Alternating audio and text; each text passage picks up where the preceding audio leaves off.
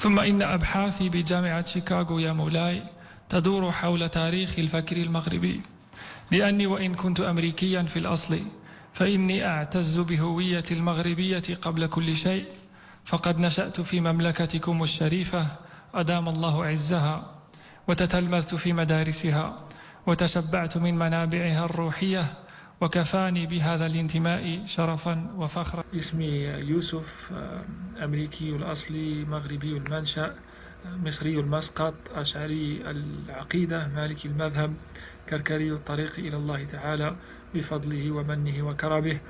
أعمل باحث جامعي أكاديمي في الدراسات الإسلامية وفي الدراسات القرآنية والتصوف. قرأت شيئا من المتون بالطريقة التقليدية والدراسات الإسلامية بالطريقة العصرية في جامعة أمريكية، وأدلي هنا بشهادتي ابتغاء مرضات الله، ومن باب لا تكتم الشهادة، ومن باب من أحب يعني أحب لأخي ما أحب لنفسي، ومن باب أما بنعمة ربك فحدث. مررت بعدة طرق والحمد لله، وجزى الله يعني كل من دلني على الله.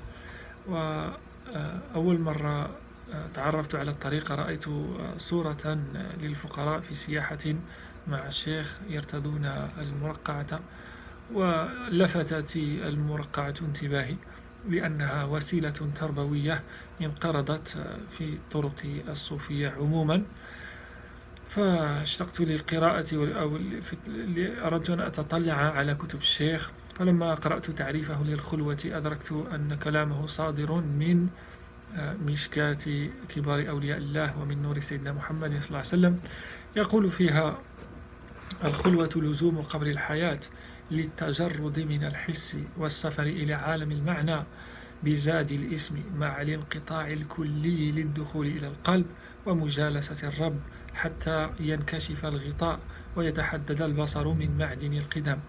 عرفت آنذاك ومن ذاق عرف أنه من أهل الله، وكلامه كلام نفيس غالي عالي.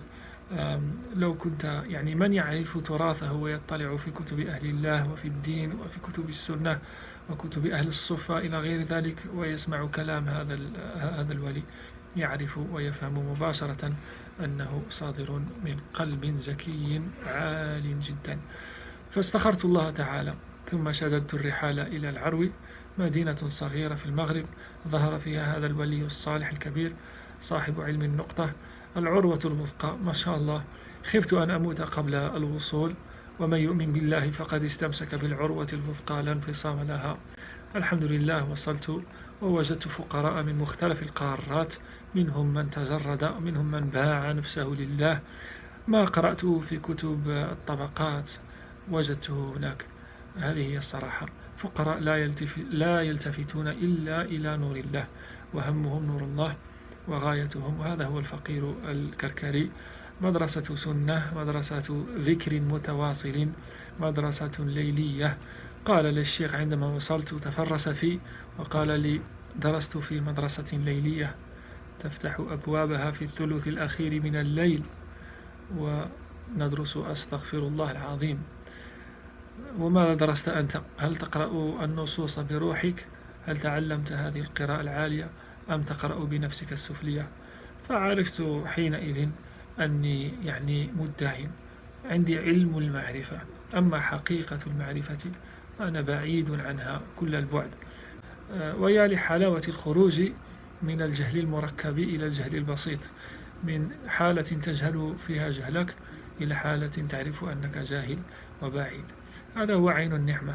أتعلم حروف التصوف من جديد. فلو وجدت كما نقول في المغرب باش نجيكم نيشان، لو وجدت من هو أحمق في الله من هذه الطريقة، من همتهم أعلى منهم، من يعني توجههم أصدق منهم، من هؤلاء ما شاء الله، من ذكروا الله حتى اتهموا بالجنون، لكنت يعني معهم. فهنيئا لهم ثم بشراهم إن كان لهم حمق في الله. هذا الشيخ يعلمنا الأدب مع الحجر، مع الحيوان، مع النبات، مع كل خلق الله. الحمد لله رب العالمين، تكرم علي بالبيعة وقذف لي النور في قلبي كما أجمع عليه جميع الفقراء. والله ولي الذين آمنوا يخرجهم من الظلمات إلى النور. الحمد لله على نعمه التي لا تعد ولا تحصى.